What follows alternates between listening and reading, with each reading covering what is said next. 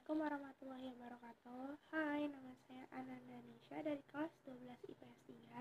Di sini saya akan membacakan cerpen yang kami buat, yaitu cerpen Cinta Datang Terlambat. Saya tidak sendirian untuk membacakan cerpen tersebut. Saya akan membacakan dengan teman-teman saya. Cinta Datang Terlambat.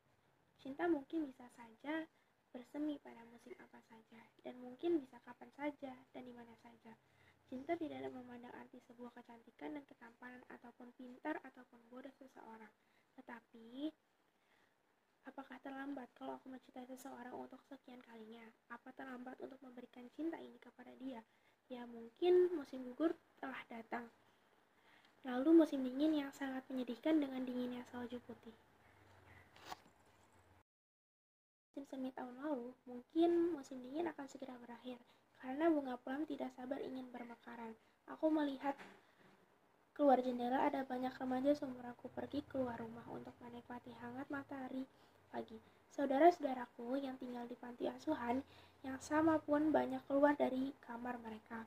Lalu seseorang saudaraku mengajakku untuk keluar dari kamarku.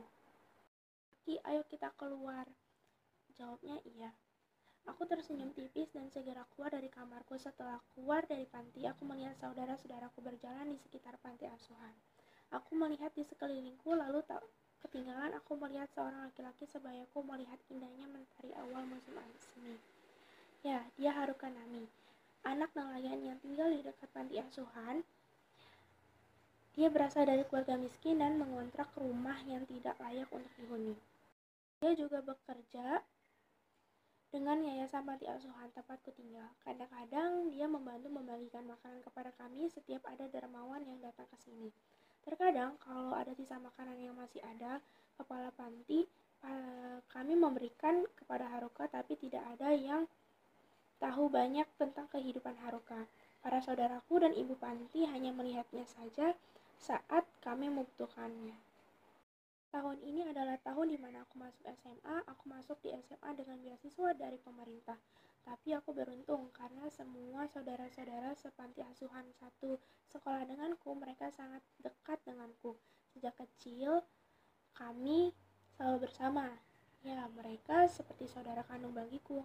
Ada Yumi, si pemberani. Kalau aku dan saudara-saudaraku diganggu oleh anak-anak nakal sewaktu di SMP, dialah yang menyelamatkan kami. Dia seperti ibu bagiku. Ada Nami, cewek tomboy yang suka ramen dan komik-komik anime. Dia pandai dalam judo. Ada Naruka, dia satu-satu cowok yang berteman dengan kami. Terima kasih. Assalamualaikum warahmatullahi wabarakatuh. Nama saya Nur Zafira Maharani. Saya dari kelas 12 IPS 3. Dia pintar dalam menulis puisi sedih. Sekali baca bisa membuat orang menangis terharu. Yang terakhir adalah Miku. Sifatnya seperti anak kecil.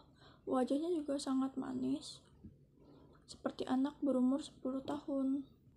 Dia selalu menjadi pelerai bila kami berkelahi. Mereka sangat menyayangiku dan aku pun menyayangi mereka. Aku memasuki kelasku. Di dalam sana sudah banyak murid-murid baru yang duduk di bangku yang mereka pilih. Aku dan Yumi duduk bersama. Naraku duduk di belakang kami, tapi teman sebangkunya belum datang. Tidak lama, seorang guru memasuki kelas kami. Dia sudah tua, namun tidak setua itu. Umurnya sekitar 50 tahun. Katanya dia adalah guru senior di sekolah ini.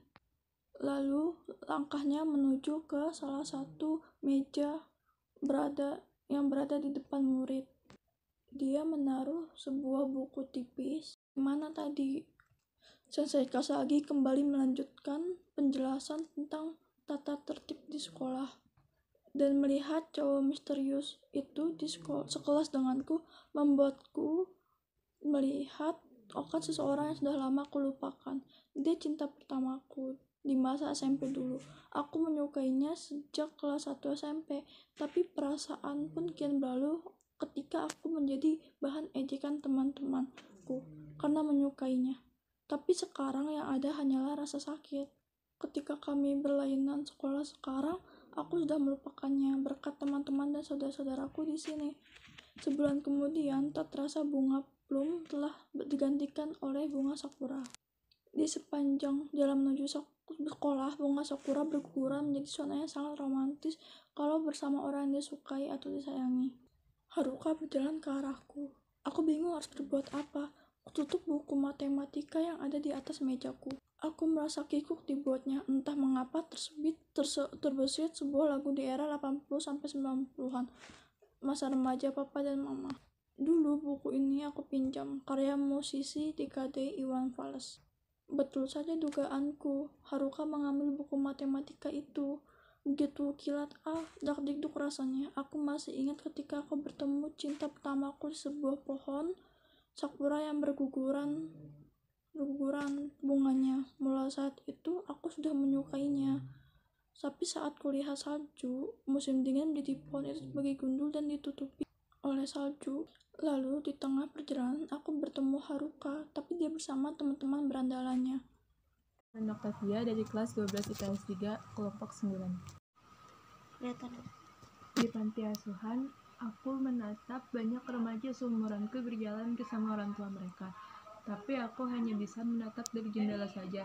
Seharusnya musim semi bisa piknik dengan ayah dan ibu, tapi tidak denganku.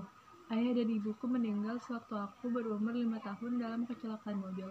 Lalu setelah mereka meninggal, seluruh keluarga dari ayah maupun ibuku semuanya tidak ada yang mau merawatku. Dan tidak hanya itu, semua harta warisan yang seharusnya menjadi biaya hidupku, semua lenyap entah kemana. Sewaktu aku ditinggalkan di panti ini, aku hanya sebuah surat permintaan maaf dan baju yang kupakai sewaktu ditinggalkan di panti ini. Hei, lamun saja. Bikin kaget aja. Kenapa? Kepala panti mengajak kita piknik di bawah pohon sakura di taman kota. Iya. Wah, aku siap-siap dulu ya. Iya, cepat ya. Ya, mungkin inilah hidupku sekarang. Bahkan sekarang, aku lupa dengan wajah kedua orang tuaku, paman, bibiku, serta kakek dan nenekku.